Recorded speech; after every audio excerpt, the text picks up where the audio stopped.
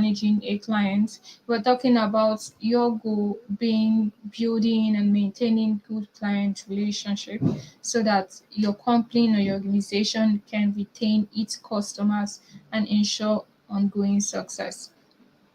The first thing I would say personally is, while when you are asked to manage a client, you should try to ask of the process that you should use in managing this client. Is there an already existing process in the organization that you can use? Do you need to read up on documents? Do you need to read up on clients of in the past, stuff like that, just for you to really know how to go about managing a client and not doing something wrong, something like that. Okay. um so I'm going to share my screen again since you can see that.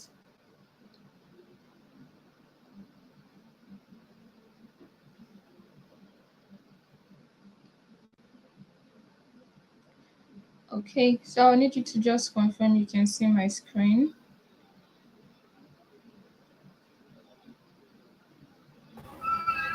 I can see it. Okay, thank you. So knowing if there's an ongoing process or if you need to, bring draft a process for yourself on how to manage a potential or an already existing client is very important. It's just you setting up yourself for success, more or less. So there are a couple of ways to implement client management. One of those ways is checking in with the client and performing like a survey, depending on what service the client is really buying into. You can also ask what they want from your company, and you can also conduct a formal satisfaction survey with the clients. That's project based, project based, and then service based. So if you're handling a project for a client and you're also going to be the primary person managing that client, you can easily send the survey to that client, try to understand if you're doing everything properly, if the client would like something to change or like you to improve on anything, just to really understand if your service really works or if you need to upgrade your service, or you kind of need to look at your service again and just redesign that service. You can also hold a debrief or a short meeting with the client, and you can also use a CRM management technology or other means to check in on your clients as well. So some persons that do not actually use a CRM, but that's fine. You can also use that's a CRM technology or CRM software, but you can also use your Excel, or I think it's called Google Sheets. Yeah, you can also use Google Sheets to really just organize your clients and try to keep a sort of database really for your clients. Then let's look at clients management principles. How can we successfully manage our clients? The first and foremost is for you to be honest and transparent. So from the onset or from the start where you're being assigned or asked to manage the clients, you need to be you really need to be transparent with that client. Um, you need to be upfront about timelines, issues, that's if there are project issues, if it's services as well as projects. And you need to also keep the client informed on the progress of the project. Do not really, sugarcoat the reality, but do not downplay the severity of things. But don't also make yourself look bad, like you don't know what you're doing as well. So an example I would really give is, if you're having a delay, let's say for a project, you need to have completed a series of tasks within 2 weeks. But let's say 8 days into the 2 weeks, you find out you would not be able to, you know, complete what you need to complete at 2 weeks. What you need to do is you need to have a meeting with your clients, um, explain what has been done. Really, you need to first of all let them know that yes, we are working, we have completed certain things, but we're not able to meet the timeline that has been stipulated earlier. You have to give your reasons why that's not visible at the moment, and try to also make these clients understand when it's going to be ready. Whatever thing you need to do would be ready as well. And another thing is, yes, the clients will really have a lot of questions. The client might not be happy concerning the delay, but the truth about it is informing your clients on time before before the end of the 2 weeks period is actually going to make them understand that you're being honest with them, you're being transparent with them, you're keeping them informed, and they really may not like the response at that time, but they would actually appreciate you for actually telling them on time rather than waiting. And at the end of the day, no communication was really hard, but you're saying, "Oh yeah, it's 2 weeks and we can't do anything." So really, that's one of the ways you can do that. Another is really communicate well. You need to communicate regularly. You need to keep in mind that um, we have the same way we have different people, we have different preferences. So you need to understand when they would be available, where it's comfortable for them to communicate with you. And you should also be accessible to respond to them when they want to communicate. Sometimes you need to be as flexible as possible to really manage clients. Yes, it's not really going to be easy, but once you actually have like a process, once you put these principles in mind while communicating with them as well, you get to understand that as time goes on, it's very easy to really manage people. So the next is building trust, and this starts with being authentic. So you have to make sure that your clients understand, the industry jargon, and you need to help them. You need to kind of explain things using what they're really familiar with. So depending on their industry or depending on what they do, just use similar terms to try to explain to them, okay, this is what I'm really referring to. Maybe they don't understand all of those, technical terms and all of that. So just make them understand that yes, we know you're not familiar with this, but I can always put you through so that you understand what is happening. And you need to also set expectations. So tell your clients what you feel is reasonable. Same thing I explained earlier.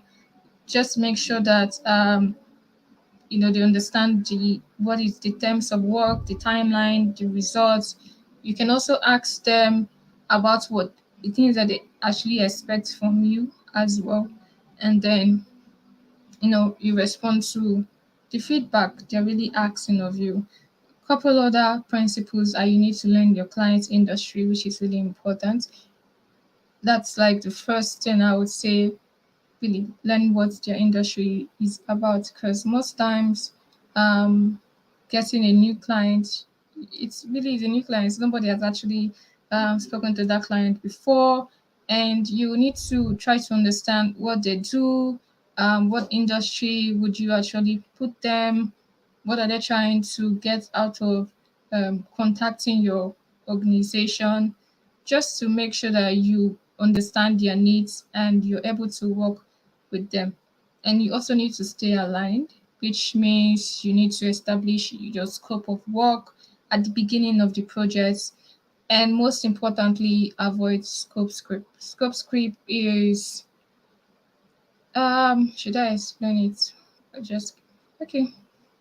Scope script really is when you have your scope of work and you have your timeline and you have your expectations. but at the end of the day, your client is telling you, um, we need new things added. This is something I just found out. You're going to actually experience something like this a lot, especially during projects where, for example, let's use an example. Your client wants to build a mobile app. Let's use um, an eatery app. Yeah. So we are all familiar with different kind of foods and stuff like that. And a couple of things that you would need in that sort of app, which is a service app. You need your login, you need your registration, you need food, things you can pair it with. You need something like jollof rice. Jollof rice is really like everywhere in the world, so I can use that. So you need something like jollof rice, and you need dodo or plantain or banana, depending on where you are in the world, fried to actually go with that. And something else you need is, let's say, you can use chicken thigh, chicken breast. But at the initial stage, your clients never actually say something like, you can also, add a feature where my customers are able to add chicken breast to their order. And 2 weeks into coming back and say, okay, we have done this, and your client is saying, oh, they need to, you didn't add, chicken breast as part of the option. And you understand, because you have your scope of work, you understand that there's nothing like that that was agreed upon when the when the project wanted to start. That's at the initiation stage. So you're coming back, well, this was not really, you know it was not there. But if it's sometimes it's not really something that would take a lot of time to implement, so that might not necessarily cause a scope creep. Like, it might not be like a huge impact on the project. It won't affect the project that much. But for other features that would take a long period of time, well, depending on what that feature is, it might take a long period of time to implement. That might actually cause scope creep, because your timeline actually shifts. Everything about your project shifts. You're having to start from the beginning to try to make sure that everything is aligned.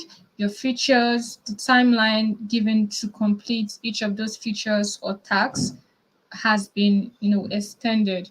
That might actually cause, that's really is what scope script means. So when your client actually access, expects you to do something that's not originally on the agreement, you need to actually make them understand that that was not there initially. You can always bring up that document that was signed. Try to just show them, this is at the section where we listed out all the things we need to do. This was not really part of it. So it was not part of the agreement, but you can actually decide if you want to input that feature, or the client needs to maybe make additional payments. It might actually cost the clients more to do that feature.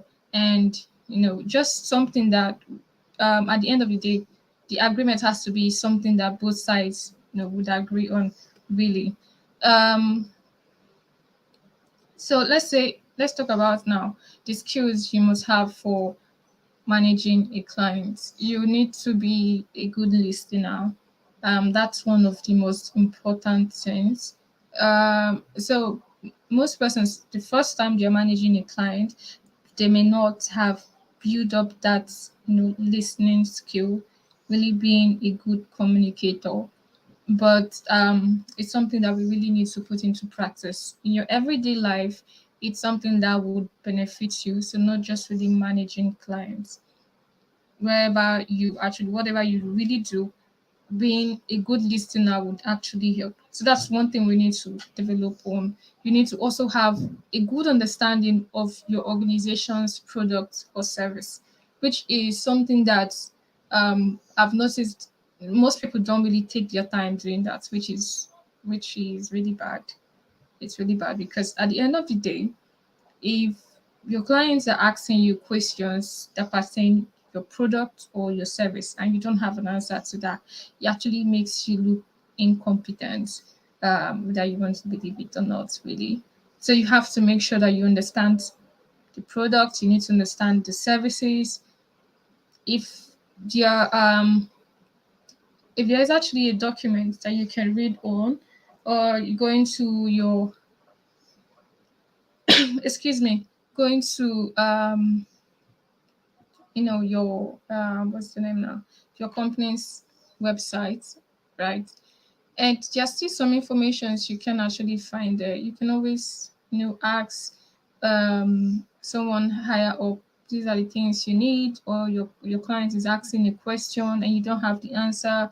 You can always say confidently, okay, you would actually get back to him via email or via whatever channel that is accepted, to really get back to them and let them know that yes, this is something that you can easily respond to, really.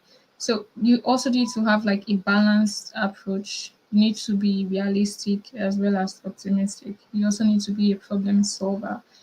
You should be what's the word, you should be actively aware of the needs of your customer.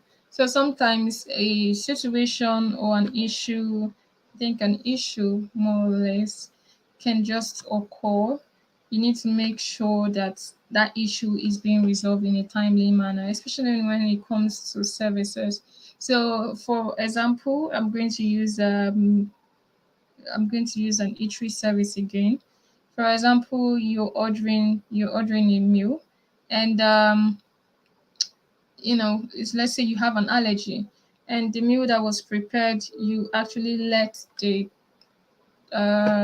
person on the counter that this is something you need to take out. Maybe you need to take out garlic or tomato or whatever thing you need to take out from the meal. It shouldn't be added really, but it was still added, and you're like, okay, this is not what I actually asked for. And the person who is in the counter really is not the person that served the food. But instead of listening, the person is like, it's not my fault.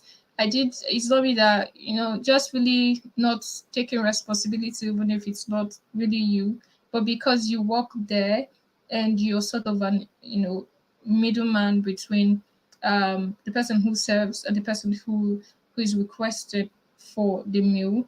So you need to be creative and innovative. You need to be able to solve that problem immediately. Yes, I'm sorry about that. I'll take your order back and make sure that they make it right immediately. The customer really is happy because you're solving that problem immediately. You're accepting that, yes, the order is wrong, even if it's not your fault, really.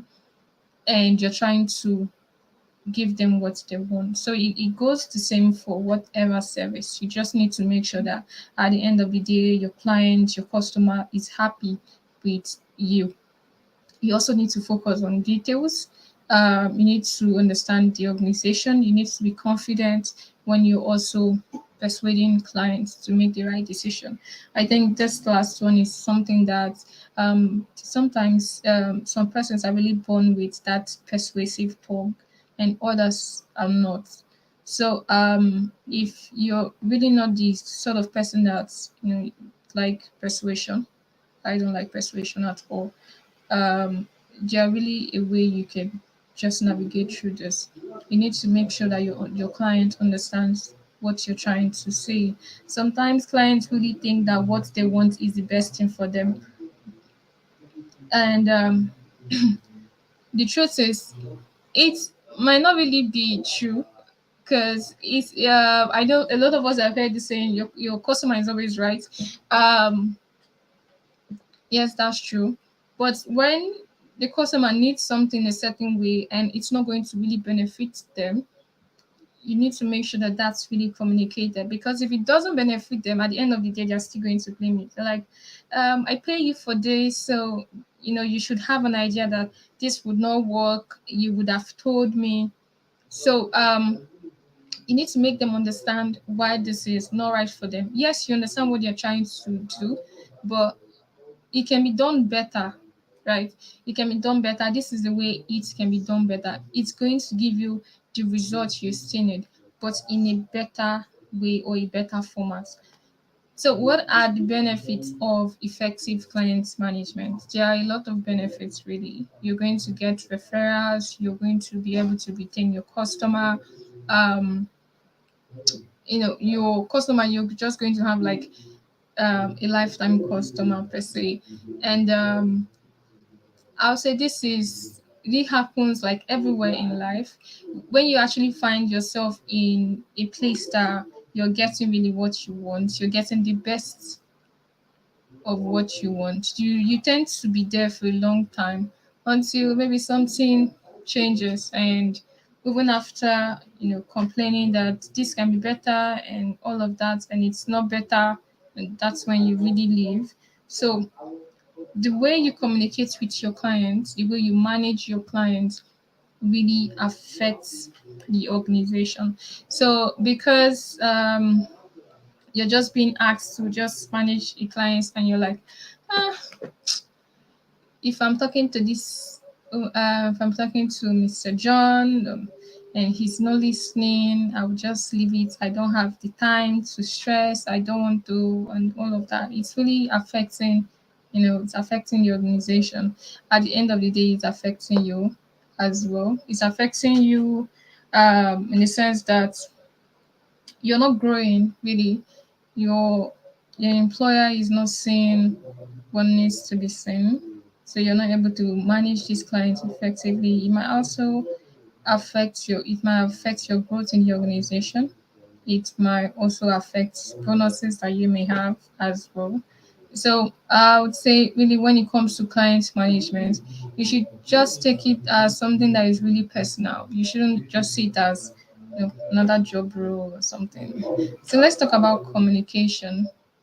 And right now I'm communicating with everyone on the call. And communication is just passing or moving information from one place to the other, or from one person to the other.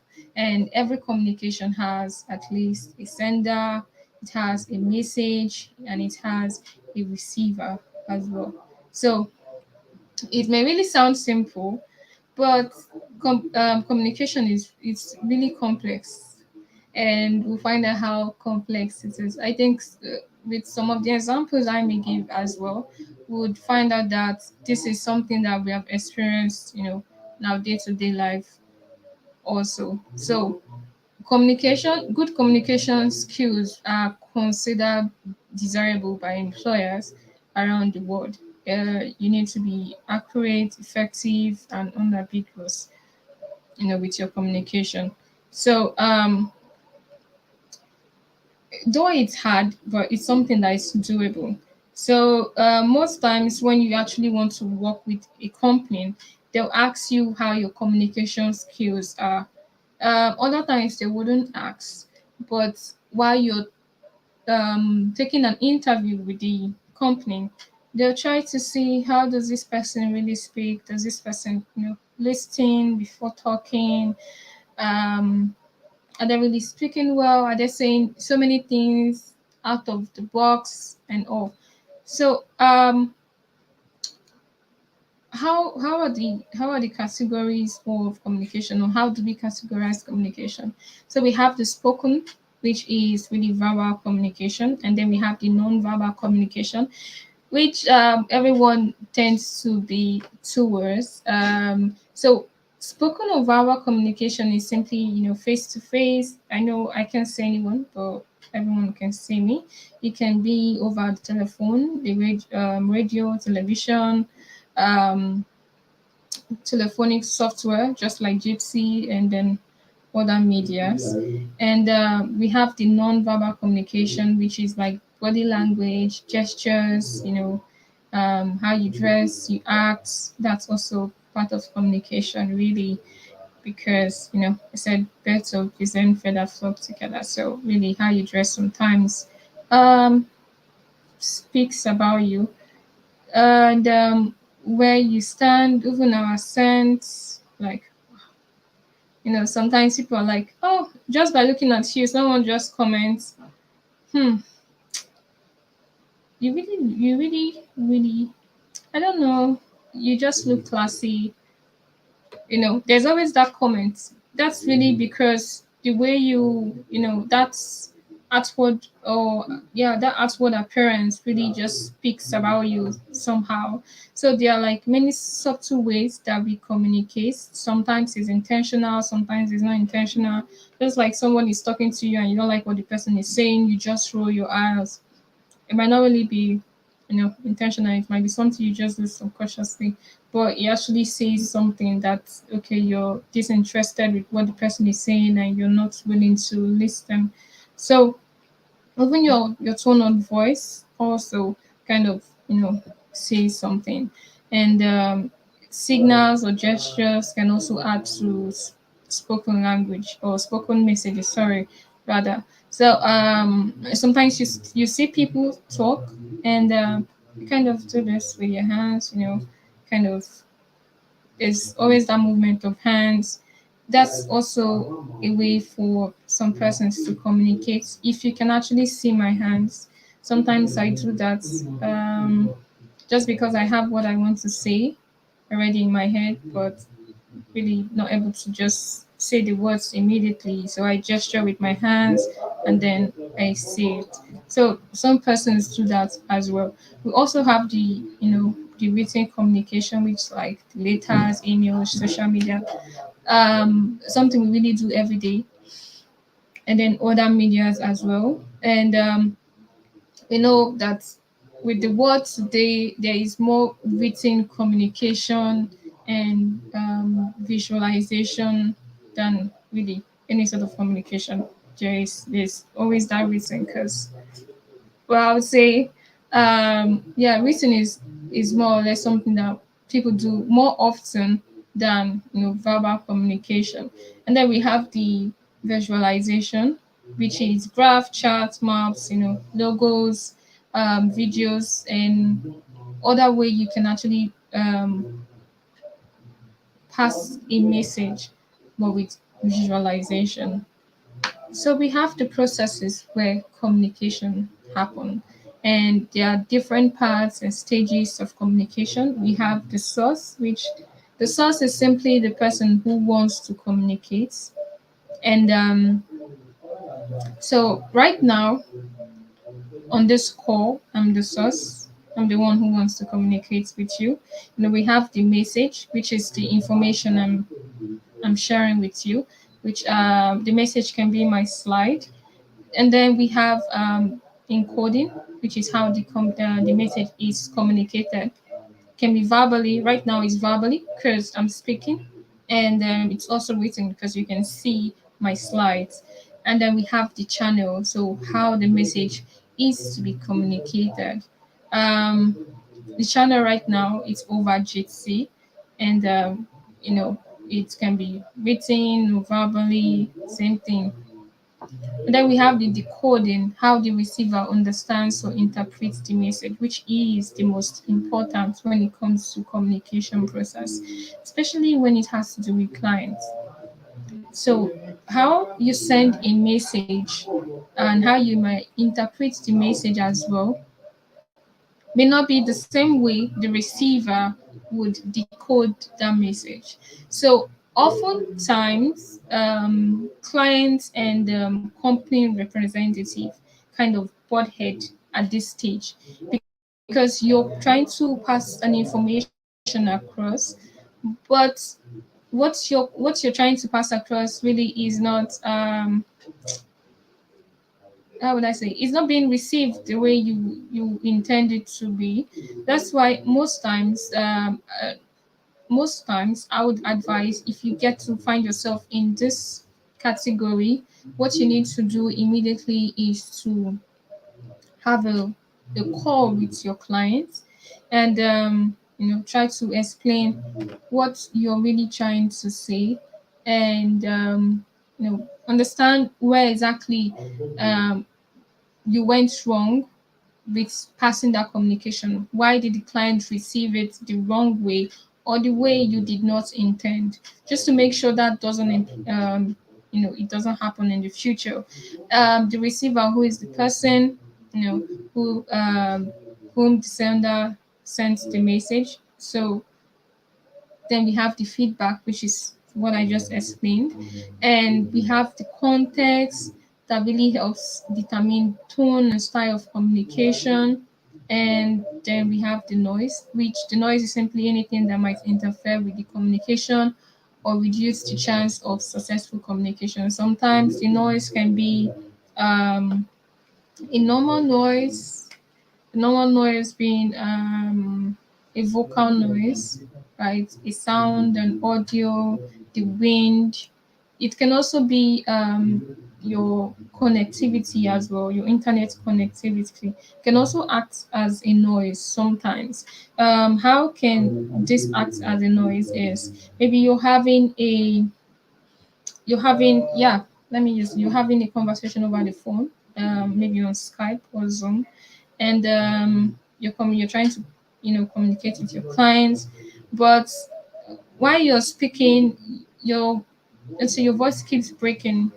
you know yeah, things you're trying to say, but it breaks, and the client keeps hearing maybe 2 words, 3 words. At that point, your internet is going to be considered as a noise. So you can see the diagram on my screen, which is the communication process. You can see how it passes from the source encoding channel. So a noise can happen between encoding the channel and then decoding what that message is, and then we have the receiver. So it goes like that until that communication process ends, or whatever communication is being passed or message is being passed ends. So same way, and then the receiver sends the feedback, and it goes all over again, and hopefully without noise while you progress. Then we have the call center, which a lot of persons have really said that this is not for them, especially project managers have actually said this. It's not for them, it's not really part of what I should be doing. If you're one of those people, I'm sorry to say that that's actually wrong. Customer service is one of the things you're going to be doing as a project manager. It just depends on what line of project management you might be in, because we have a lot of areas when it comes to project management. So, how do call center ethics really have to do with communication and encoding and receiving and all? It simply means when let me say, when you're being assigned the task of managing the client, you get to speak with the client from time to time. That's really what customer service is. Yeah. You need to, for you to have um, for you to be a good customer service personnel at any point, you need to establish a great call center ethics standards. So sometimes a phone call made to the customer service is the person's only life interaction with your business or with the business. So that means the majority of the brand perception is defined by the call center agent's phone etiquette. um when you're actually sending a message on a live chat, it's very different from when you're calling the customer care and trying to relate your problem with the customer care. So a lot of times you would actually get to do that, maybe because the client is calling to find out what is happening. how do you how do you really deal with all of that? So some of the basic ethics that we all need to have is, you need to be able to introduce yourself and the company. um Sometimes people actually feel only when persons from the human resource department do make a call, yes, it should start from there, or yeah, it should start from there when you're talking about company. But the truth is, once you are taking on the role of a customer service, that means your client is actually calling. You know that your client is calling. Really introduce yourself. Hello, good afternoon.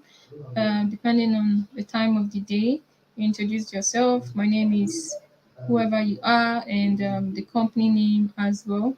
You need to make sure that where you are is comfortable. If you know you cannot sit, you can always, walk around the space you're in. You need to make sure that you're speaking clearly, you're speaking directly into the phone, and answer on time. If there is a call script, you can also use a call script.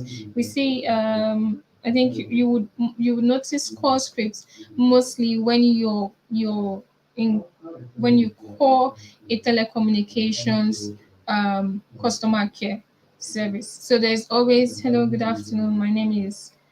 Um, my name is Mary from Glow, and how may I help you today? So it's always that approach. Whoever, whatever, telecom customer service you call, there is that call script. If you're calling five different people at that day or in a space of a week, there is the introduction is always similar. So that's what really a call script is. You need to use an appropriate tone of voice and pace when speaking to a customer. And you also need to be professional. So there have been we have core customer service personnel, and we have good ones. We have great ones as well. And bad customer service personnel tend to make a company lose their customers a lot. So I actually let me use a real life example for myself. Um, so I was using a I think a telecommunication service at one point. That's couple of years back, and I was really having an issue with my line, my cell phone line, and I called the customer care, and the person was totally rude to me, like I did something to her, and I was really not understanding what I did wrong because I made a recharge and I got deducted, but didn't actually sign up for any service whatsoever. So I was trying to communicate that, and I was not shouting, or you know, I was not shouting. I was not really raising my voice. Just like this is what happened. I just made a recharge and I got debited, and I don't know why. He said, "How much recharge did you make?" Um, Okay, since this is the amount you made, it is your fault that you got detected. I was like, how? So she was saying really a lot of things that she was saying a lot of things that just got me tired and got me upset. And I had to end the call and call back again, and someone else picked, not the same person, obviously. And the first thing I actually did was, I had to complain about the person that I just last spoke with. And thankfully, I remember the person's name, and I related that to, the new person. I was like, this is what just happened. And she apologized. Yeah, she's sorry about that. I'm not sure she knows that person because they're really spread around the country.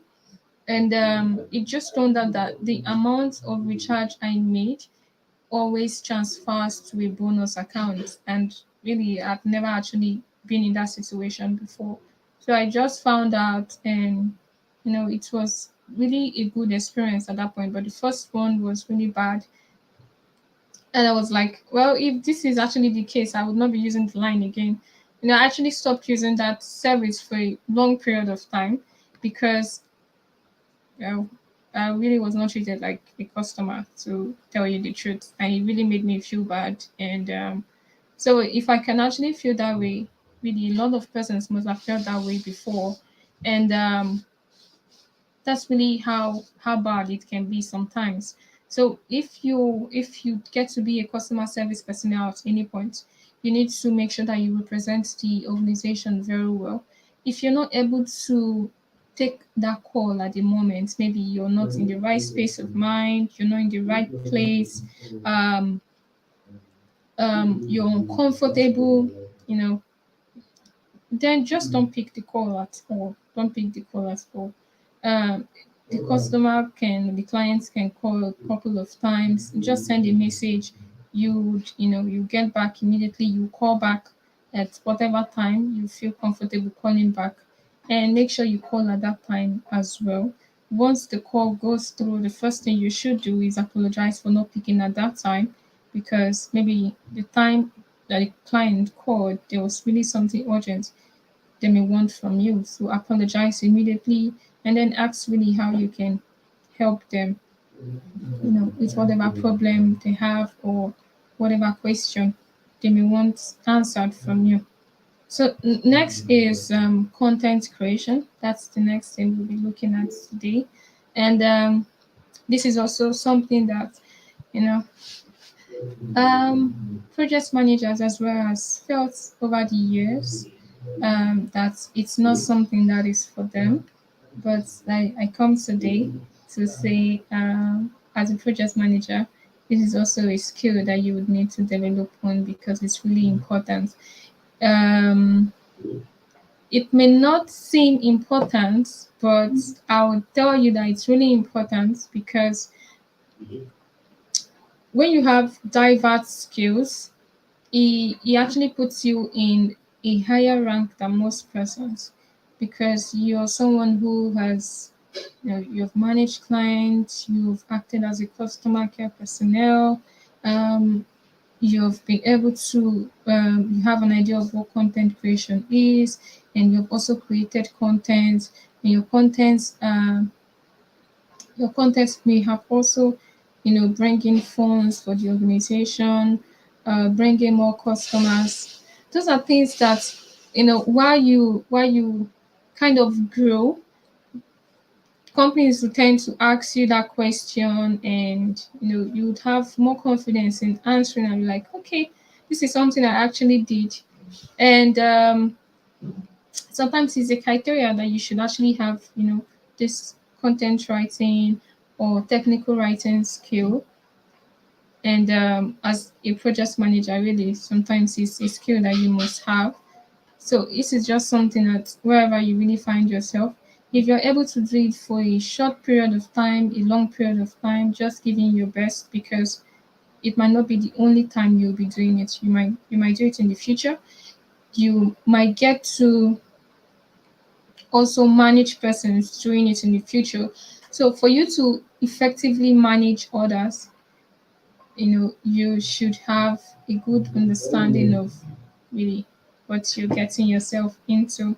So what is content creation? Firstly, this is just simply means you creating like a topic idea that appeal to your buyer persona. So a buyer persona is really your customer. So it can be you creating written or visual content, around those ideas that appeal to your customers, and then making that information accessible to your audience. So it can be in the form of designs, it can be in blog form, videos, infographics, newsletters, and so on. And it's actually like an inbound marketing, practice, just for way to get customers, just for way to retain customers as well. So when you create content, you are providing free and useful information to your audience, and then you're also attracting potential customers to your website as well. So an example of this is there are actually some applications, that's some apps that for the first few years of that app coming into existence or being launched, which is being launched, they are mostly freemium, applications. Freemium, that's the services, whatever service that's in the application is free. They're trying to really pass free information, um, pass useful information to their users, and then just get more people to come on that, register on the app or the website. And once they have like a lot of persons, they now start adding, kind of premium things, things you have to pay for to get, and all of that. Because a lot of persons have gotten the freemium part of the application, they will not have any sort of, they won't have a lot of difficulty making the choice of paying for some services on that website or application. So it's really similar. Once you're passing free information to persons, your customer, to your buyer persona, you're also trying to say, yeah, we can give you this for free, and you also say, yeah, we have this sort of things as well. We have these services. We have this product. We can do these products for you as well as in the form of projects. And this is why we can do this. This is what we have done in the past. This is how we go about doing this for you. This is our this is how large our customer base is, and this is how much or how good our service is as well. So all of this information are being communicated in various forms. So it can be via the blog, video, infographic, designs, the newsletters, and really you get to see like a lot of engagements. That's if you see a lot of engagements, that's if there's visibility. Um, you're putting out the right content as well, and so on, really. So we have various examples of content creation. One of them is the blog, which is written content that is meant to educate, entertain, and then inspire your audience through written text. So some of us we know some blogs that if you need any sort of information, you just go to that blog, get that information. We have you have very new ones, you have very old ones, you have the ones that really give you like a detailed explanation, you have others that just go straight to the point and quick read, really just to really quickly read. And with examples, samples, and all of the things you might need, it's all just there. So those, you have everything you need really on the internet.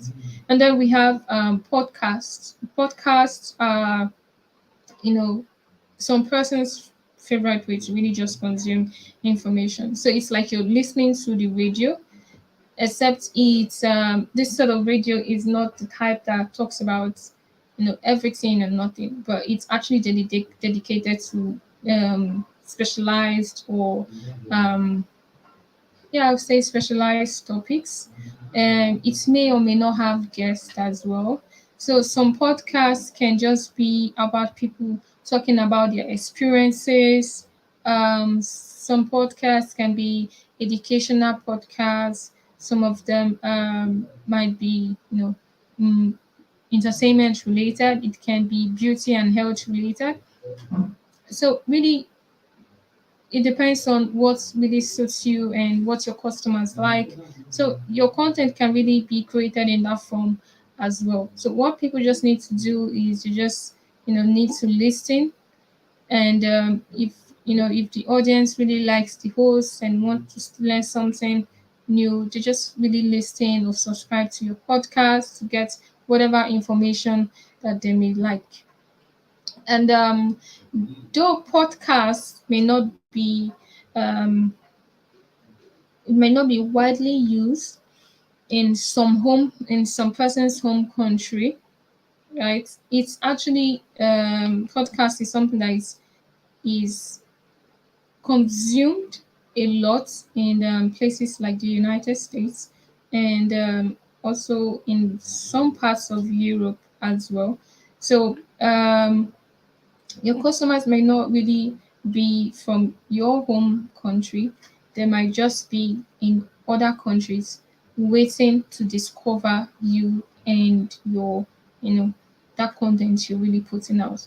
And then we have videos as well. Videos are really like they are in vogue. So in vogue means they are rampant or it's something you see every day now.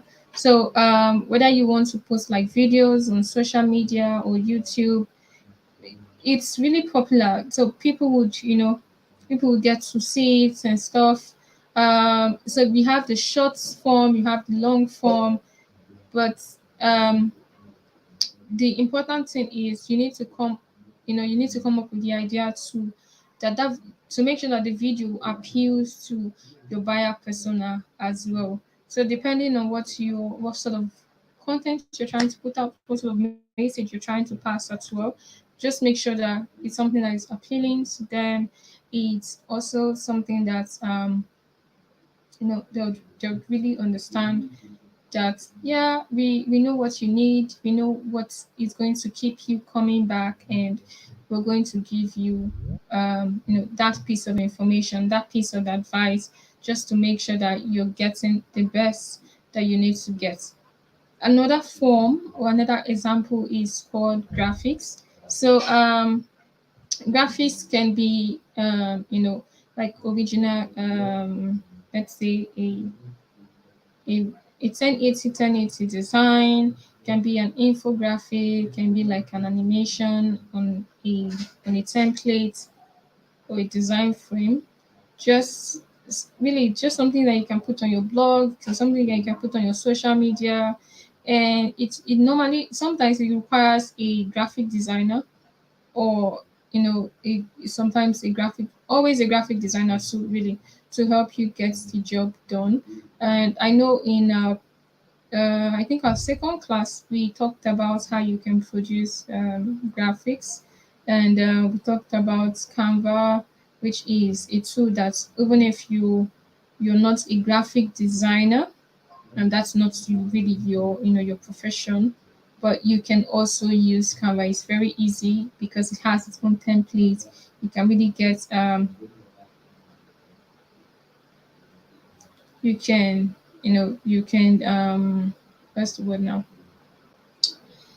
you can you can actually learn how designs are supposed to look like, and how best to pass the designs, whatever you may want, across as well. So people really tend to go for graphics more often than videos and podcasts, but really is whatever appeal to your audience that you should go for more.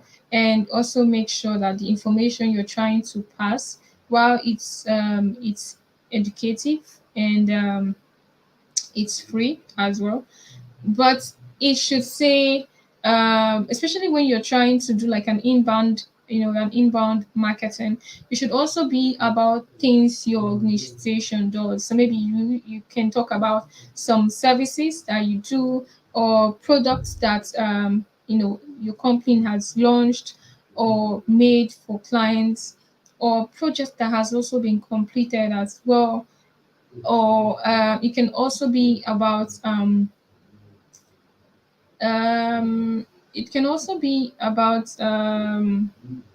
how you go about, you know, taking on a client, keeping a client, communicating with your client, and really how you give like a feedback to those clients as well. So an example I'll give us is for some we there are there are actually some agencies that deal with project management tools.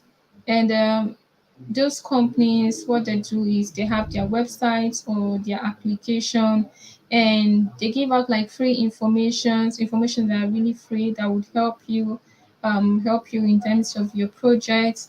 But always at the end of those information, they always talk about their tool, how you can use their tool to achieve what